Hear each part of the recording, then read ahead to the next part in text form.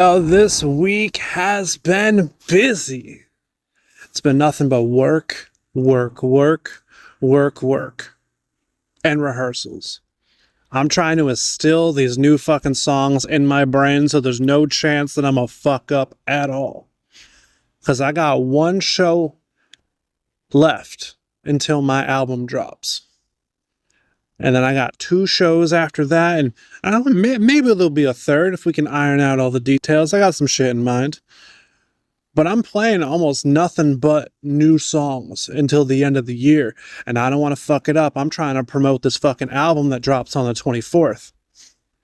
So whenever I'm not working, I'm at home just spitting shit like, fucking lies ain't sustainable. How many years of bull? Flexing your money while your struggles entertaining, though. Focused on passion, this image you want me to see. I see deceit, fabricate your life of luxury. I'm not gonna lie. I recorded that out in public outside of the mall. And for the first time of me rapping on the podcast, I'm a little embarrassed. I don't like to rap outside of a hip-hop setting. And I did that for you. You're welcome, my little babies. I have been able to find ways to enjoy the things that are upcoming or have just dropped.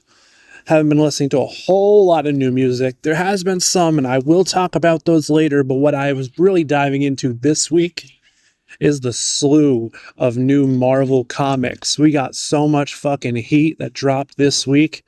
I go on my lunch break, I crack open one of those, I spread those book cheeks, and I go to town. Bro, Douglas Ramsey has been running rampant all over the Marvel universe. At the same time that we have Doom as the fucking ruler of everything. Nobody is safe from these 2 fucking villains. Apocalypse stepping down, naming Douglas Ramsey as his successor. The heir to Apocalypse has been renamed to Revelations, and in doing so has turned many X-Men against each other, formed his own group, and his words have sent ripples throughout the entire Marvel universe. We got Luke Cage and Bishop forming a team with Rhino and Kraven. Wild. We have Laura Kinney, the former X-23, turning her back on the Wolverine name and embracing her dead husband now. And she married the son of Sabretooth while everything was happening. They had a kid, and now she is Laura Kinney Sabretooth. And honestly, there's way too much going on in the X-Men universe with the teams and all the Revelation bullshit going on right now. I'm going to need like a whole fucking podcast episode to talk about the X-Men team. But just know, one of the most like underrated, slept on members of the X-Men, Glob Herman, is a pretty fucking big deal right now. And that should intrigue you enough to pick up one of those issues. Because it was fire. This first issue of Amazing X-Men was just that. Amazing. But we got to get into it. I got a lot of shit to talk about. We're going to talk about a movie that I actually watched this week, a brand new movie that I actually want to talk about. I haven't done a fucking movie review on here in quite some time. But don't worry, not going to give you spoilers. Maybe a few spoilers. But overall, I'm going to keep you very much in the dark. I'm going to talk about the topic at hand this week, which is horror movies that you think have 0 redeemable qualities. Let's fucking go.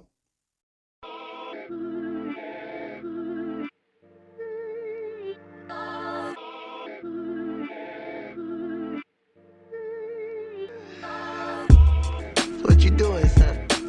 Nothing. Just chilling. Killing. True.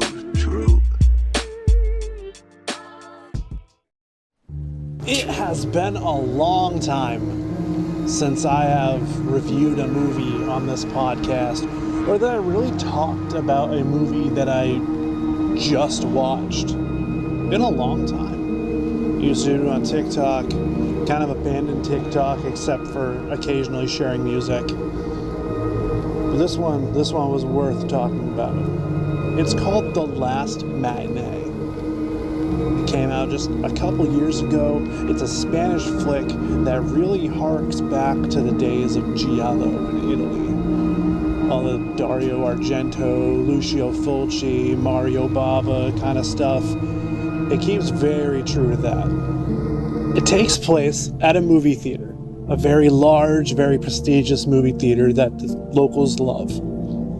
Now, this movie theater is not going to be one very, very soon. And all the moviegoers come and they try to sit down for one of the last showings that this theater will have. We got children sneaking in. You got snot-nosed teens just causing a ruckus. You got old people just trying to be back in their element. But what you also have is a serial killer equipped with a knife, metal pipe, and knowledge of where everything is and how everything works. You cannot escape this fucking gross, dirty, weaponized man. At the beginning of the movie, when it just starts, you see this really old, shitty car driving around the streets. Almost looks like it's a remote control car going through tracks, but it's an actual car from like a fucking drone shot. It's a dirty ass, shitty car. We get inside, and it's who we think, after watching everything, is the killer. Now, very odd choice of snack, which at first glance you might think is olives. Olives, which is other stuff floating in the brine. We will later find out that is not olives at all, but is most likely eyeballs. Eyeballs that, towards the end of the movie, is a great callback to an earlier scene. You see a child dropping their jar of gumballs and it just going down the stairs of the movie theater. And at the very, very end, you see the killer trip and drop his jar as eyeballs splash and roll down the stairs in what is a brilliant callback, which you thought was just a weird stylistic choice at the beginning. No, it's a callback. Very effective, very gross. This motherfucker was eating eyeballs this entire time. If he wasn't dirty, disgusting, weird, and evil looking before, the eyeball snacking, that gives Jeepers Creepers a run for his money. He just fucking takes the eyeballs. He doesn't really do anything with them. This motherfucker be snacking, he be chomping, he be slapping his gums, be like, glaucoma. Tastes so good. But like, this whole movie just reeked of Argento influence. I mean, same setting as Demons. A lot of same shots, very similar to Demons. Lingering on the aisles. People in the background doing some shady shit. Good amount of blood, similar to Demons. Color palette, though, dwells into the fucking Suspiria side of things occasionally. Very beautiful, especially for it being like a 2020 movie. I think it was 2020. This looked like a remastered 70s or early 80s movie. So I was in my fucking element. Like, I love foreign films. I love inventive slashers. I love Italian giallo films. You throw all that shit together and bro, 2 thumbs up from this guy. Another thing that the director did that I absolutely love is they pulled out an old classic and they remixed it just enough to make you go, oh shit. Like, how many times can you watch something hack and slash and cut and slit people up in different ways before you're like, nah, seen that. They've done that before. It's not as cool now. But these motherfuckers, they still find a way to do something new. Grab a dude while he's smoking a cigarette on his lunch break. Cover his mouth, slit his throat, smoke comes out the wound. God damn it, give me that shit, hook it into my fucking veins. They did the same thing for The Prowler. I know it came out long before a lot of these motherfuckers did, but I watched it for the first time like last year. And my mind was blown at how cool they made somebody getting stabbed through the top of the head look. Everybody was like, oh my god, I'm dead, and they would fall down. This motherfucker got stabbed in the top of the head, gasped, the guy pulled the knife out, he went, ugh, while his eyes rolled to the back of his head, making it look like his soul left his fucking body. Hollywood, Blumhouse, Monkey Paw, Anybody, I know you're not listening, but on the fucking 0.0000001% chance, I need y'all to do some shit like that. Remember what it feels like to fucking see something cool and go, oh shit, and not just, jump scare, or, layered racism with different metaphors. I don't need to be reminded that everything sucks around me. Just let me see people get killed in cool fucking ways. But back to The Last Matinee, I gave that movie a pretty good score. I gave it a 4.5 out of 5, which is saying something because lately it's just been middle of the road. I'm just giving 3s to fucking everything. I'm giving you 3s, or I'm giving you like a fucking 2, where it's like this one cool thing happened, but everything sucked. Chuck Zombie over on my TikTok says that he thinks The Deliverance with Glenn Close was one of the most worst horror movies that he has ever seen. I'll be honest with you, dude. I heard the name. I thought they were remaking that old movie with the squeal like a piggy bullshit in it. And I was like, I don't need to see hillbilly rape in 2024. Nah, and I steered clear of it. So I have no idea what this movie is about. But if you hate it, you know, there must be some shit wrong with it. Maybe I'll add it to my list and try to check it out before the end of the year. See for myself how bad it really is. He also said the Day of the Dead remake featuring Nick Cannon. And I'm like, bro, the writing was on the walls right there. They remade Day of the Dead, which was already not going to be as good. And it's got Nick Cannon, which was automatically going to bring it down. Putting all that shit together just gives you dog shit. I don't know what you were expecting. Too Screwball, Too Furious on TikTok says, I don't remember which one of the Jeepers Creepers, either 3 or 4, but it was so bad I quit watching it midway through and I mostly purged the experience from my brain. Then bro, you didn't watch it. If you stop watching halfway through, I don't think you have the ability to tell me it was dog shit, because you didn't watch the full thing. What could have sucked in the beginning could have been great at the end. Therefore making it kind of mid or very mixed, but poop from a butt tier dog shit movie? Nah, dude, I don't think you can answer that. Bro, nah, sit down. Shermanade says, as a lifelong Jeepers Creepers fan, 3 and Reborn were actually insulting to watch. Dang, so maybe I was very humbled real quickly when multiple people say the exact same thing. Shit. Okay, maybe I stand corrected. Maybe 3 and 4 fucking suck. Am I gonna really have to subject myself to watching 3 and 4? I already didn't want to watch Jeepers Creepers anymore because the guy who directs them's a fucking pedophile. Damn it. Now I gotta do my homework. Shit. Fracture Bird over on TikTok says, Human Centipede. What even was that? I'm with you there, buddy. I mean, I appreciate the creativity, but what the fuck draws you to the idea of stitching people ass to mouth, ass to mouth, ass to mouth, and then just creating like a human like bug out of like prisoners or whatever? Like, what? There's so many other things you could have done. Or you could have had like the fucking main focus of the movie being like, the sick son of a bitch has been doing this.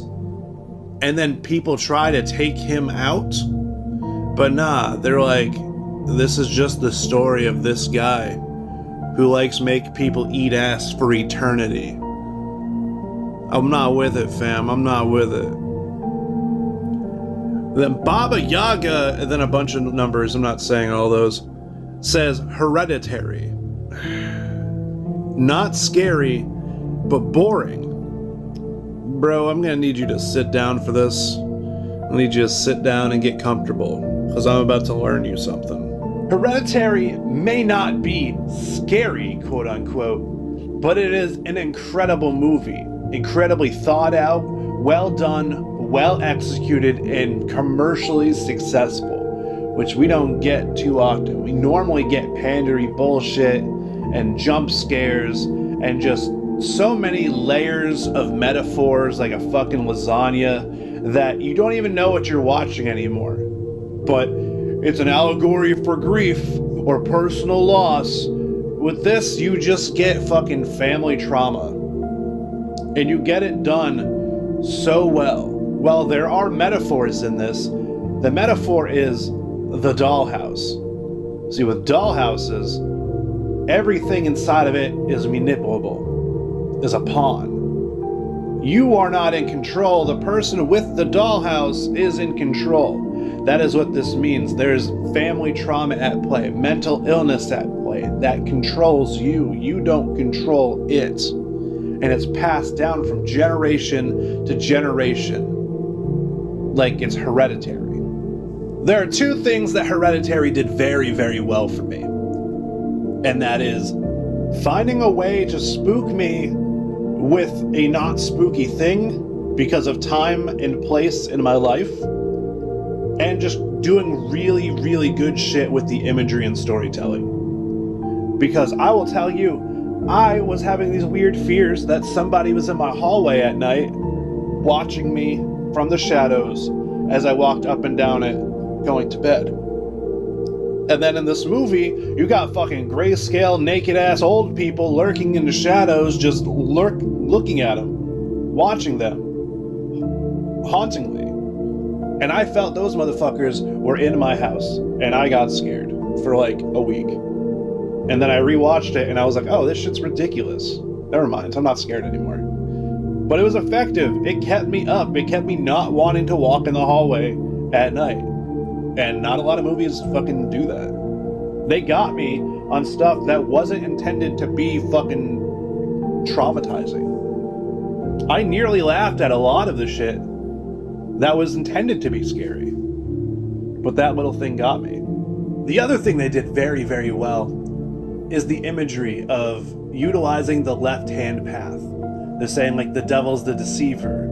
Following him and this witchcraft occulty stuff is the left-hand path.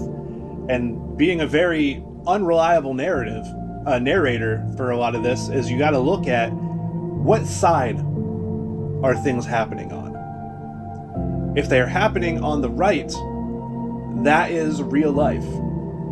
But if it is happening on the left side, it is an illusion. It is integral to the story. It is something that their schizophrenia or whatever is making them see. So you watch it first time, you're like, this is kind of boring. You learn that fact, you're looking at this, and you're just like, by God, this is a masterclass. And there's so many little things in there that are happening, like even just like people walking up in the background, the way they approach the camera, the way they reach for certain things, what side of the bed they are standing on, all that shit.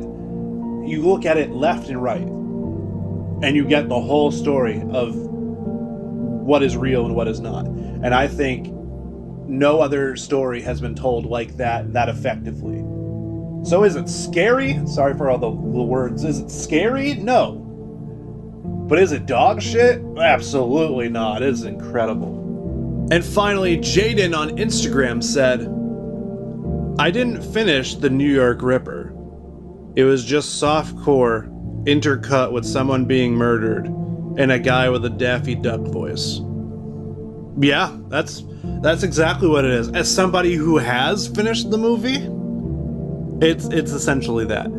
It's a cheesy giallo film with a very low budget and then just poor a choice of quirk for this movie. Why the fuck would I ever be intimidated by a little Daffy Duck voice over a fucking payphone? Why? What makes you think that would be a cool idea? I get it would probably make it stick with people, and they'd be like, hey, did you check that Daffy Duck fucking serial killer movie? But none of this made it effective. If I was gonna get killed by somebody with a Daffy Duck voice, I would just laugh. I wouldn't get killed. I would die of laughter. Terrible choice. And it was a dog shit movie, Jaden. It really was. But then he says, but I actually finished Rawhead Rex, which was probably worse because I wanted it to be better. I had no expectations with New York Ripper, but then they completely butchered a Clive Barker story about the manifestation of toxic masculinity and removal of bodily autonomy and made it about a demon who looks vaguely phallic. I'll be honest with you, bud, that does not sound good. I am on board with you, but we are flip-flopped on this because I did finish New York Ripper and I didn't even start Rawhead Rex. So I don't have anything telling me whether it is actually good or bad, and I'm now seeing that this question posed to all of you was a terrible decision, because now I'm gonna have to go and see for myself just how bad it is, and now I have just a pending list of shitty movies. Going into it knowing that they're most likely gonna be shit, and I gotta watch them anyway. Why did I do this to myself? But why did I do this to myself is the question I fucking asked when I watched my pick for one of the worst horror movies ever. And it is called Gutterballs. It is the only movie on Letterboxd that I gave a 1 star to. Why did you give this movie 1 star, you might ask? Well, to break down what this movie had, it had a terribly designed killer. No people in the movie that had any redeemable qualities. You just disliked everybody. Everyone was an asshole. And it was nothing but cheesy gore, swearing, and rape. So when the opening 10 minutes has a rape scene, a couple slurs, and it's shot like a porno, that's automatically kind of a bad idea. And then when the next 10 minutes has one cheesy kill and still no redeemable people involved, you're like, ugh, holding out hope for like the second half of this movie. And then there's another rape scene, an attempted rape scene, and 2 more really cheesy kills, and then that ends on just a real mid-ass note. I kept hoping this movie was going to get better and better, but it just kind of dipped down into the depths of hell of the shitty movie stuff, came up just a little bit towards the end, and then plateaued. The only redeemable qualities that I can give this movie was that one of the kills was just so silly and weird that I laughed. So I enjoyed that one singular kill, but everything else was fucking shit. I mean, how can you not sit back and watch a kill where a dude gets decapitated, walks around like, ah, my fucking head, and then the killer, who, mind you, is just a dude who works at the bowling alley with an old school, like, 50s, 60s bowling bag over his head that has a face painted on the side.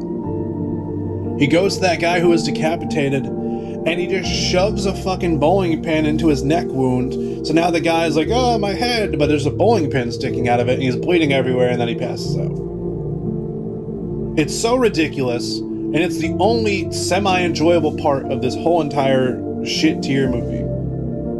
I would say don't watch it, but if I'm watching a lot of these movies, you should probably watch it. I think one of the worst parts of this is this movie was recommended to me through somebody on TikTok 3 years ago.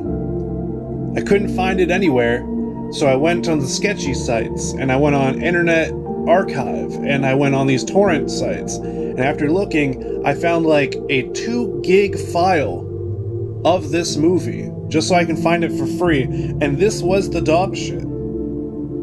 I used 2 gigs of phone space and did deep searching to find this shit. And on top of that, then they made Gutterballs 2. Bro, I am disappointed. But you know what didn't suck? Well, not all of it. New metal releases. Some of this shit was fire. Some of it was poop from a butt. I got 4 of them on the map for you, 4 of them that I just recently listened to. I'm going to tell you my thoughts unfiltered. I'm not going to suck any dicks going into this. Heavy Hitter did it again. They put out a new EP album. I couldn't remember what it was. It went by fast because I was just having a great fucking time listening to this. But it's heavy as ever. Probably their best stuff that they've put out to date. And this comes after getting a lot of hype on Lawn Chair Youth and TikTok, and just building a lot of buzz on social media in 2025. So to finally see what came out of all that and hear this, hell yeah, dude. Hell fucking yeah. Here is a small clip of my favorite track off the release. It's called Nurtured by Anger.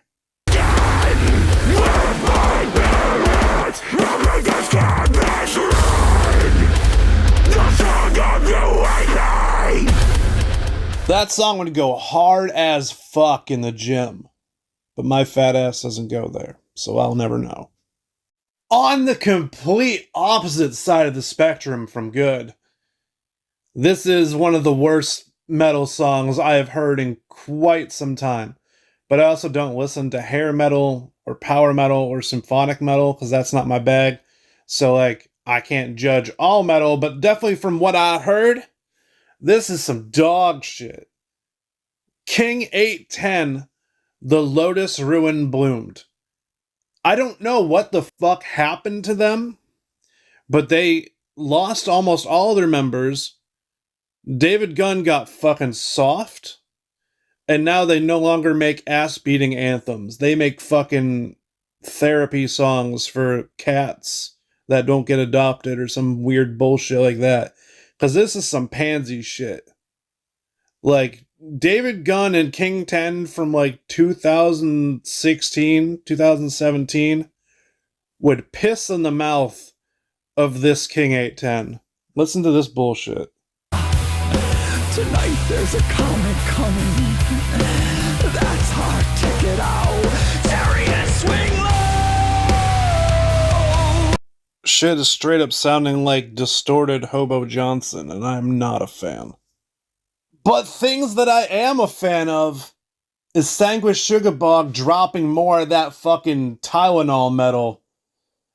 Hook that shit straight up into me because I was just headbanging at 7:30 in the fucking morning listening to this shit before the podcast. And yeah, I thought the earlier EPs were going to be really hard to outdo, but they fucking outdid it. Some slam, some groove, some fast parts, some mosh parts. It had it all. And this one was my favorite. It's called Heinous Testimony.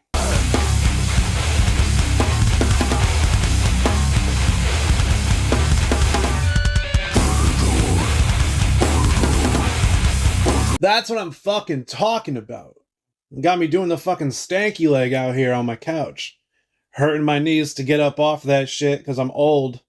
Then busting out the stanky leg and sit my ass back down. That shit was killer! And more of that shit. More of that groovy ass slam with garbage disposal vocals. I need more of that shit. But what I don't need more of is long ass songs. My brain has been rotted by the fucking internet. I have very limited attention span. And I can only get through so many long-ass songs. Fucking Lorna Shore made it their fucking mission statement from here on out to drop nothing under 3 minutes. And then we got motherfuckers like this next band that I'm talking about, Primitive Man, who has made a career out of long songs. And I thought maybe it'll be different. I didn't look at the track listing numbers. I didn't look at the time, the length, none of that shit. I was just like, Primitive Man, fuck yeah, give me that. Clicked it. Loved the song. Thought it was a different song later on.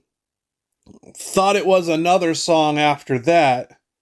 Looked at my Spotify. For 14 minutes, it was the same fucking song. Granted, every part of this song is good. Doesn't need to be 14 fucking minutes long. And then have a song after that on the release that is 10 minutes long, just release an EP. These 2 songs are longer than all these fucking bands' EPs nowadays. Just release 4 songs. That's all I need. I'm just happy it wasn't like a chore to listen to, because I was having a great time, and I was like, how many songs do I have left? Because I didn't check anything. I was just like, okay, Primitive Man released a new song, press play. And I thought I just went through most of a fucking album or something, and it was still the first song. Not a fan of that, but I am a fan of them. Y'all fucking rock. So I will pay you 10 seconds of this 14-minute song, and that's like 1/100th of a fucking song. Maybe more than that. I don't want to do math, it's too early.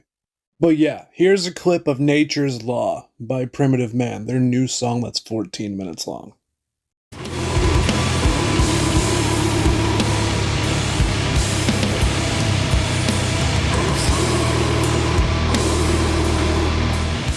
Well, that's about it for the new heavy music that I listen to. I listen to a lot of rap this week, but this is the best and worst metal stuff that came out recently.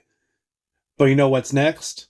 Some motherfucking shows. And I'm going to try to plug not only my own shows, but the shows of my friends' bands and things happening around my area. So, I got 3 or 4 things to tell you about, and then I'm going to selfishly plug my own shit, because I have an album that's coming out, and I have shows coming up, and we're going to talk about them. Manchester, you have a responsibility to turn the fuck out and turn the fuck up for the return of The Bungalow, and one of the craziest shows that they have ever put at this venue. They come back, they go in hard as fuck with an elite lineup, some of the heaviest bands that New England has to offer on one fucking stage. You better be there. Because on October 25th, we got Frog Mallet, we got Addict, we got Pure Bliss, Rose Lane, we got Burying Point with the Absence of Release show, which I already said, my metal album of the year. And then all this shit is topped off by my boys in Iron Gate. It's gonna be fucking sick. It's the first show back in the grand reopening of The Bungalow out on 333 Valley Street in Manchester. The show starts at 6. It is all ages and it is $20. And I know nowadays for a lot of things prices have increased, but let me tell you first and foremost that $20 is a steal for a heavy show of this magnitude. The only way it would be even more worth that shit is if it was like Death Before Dishonor, Terror, Madball, and then like 4 locals, because that would definitely be worth it. This is the closest thing you get to an elite New England hardcore lineup. So I suggest you, your family, everybody goes to this show, drops the $20, kicks some ass, and then maybe hits up Taco Bell on the way home like I used to. The state of Maine will also be bringing some fire this fall season, as Saturday, November 1st, they're having a Halloween party. And it's full of metal, and it's full of mayhem, as the Dead Won't Die headline. In the Kingdom of Nightmares supports, Thy Enemy supports, and the Burial Curse supports. This is all brought to you by Ballistic Booking and Subterfuge Productions. Everything I've seen from them in that area has been stacked. So I believe, even though I only know 2 of these bands, that this will stand up for it. Please make your way out to 261 Main Street in Old Town, Maine for this badass fucking show. It's $10 in advance, $15 at the door with valid ID. So you know there's gonna be some drinking, you know there's gonna be some tomfoolery afoot. Go out there and support one of Maine's heaviest bands, When the Dead Won't Die. Those dudes are fucking dope.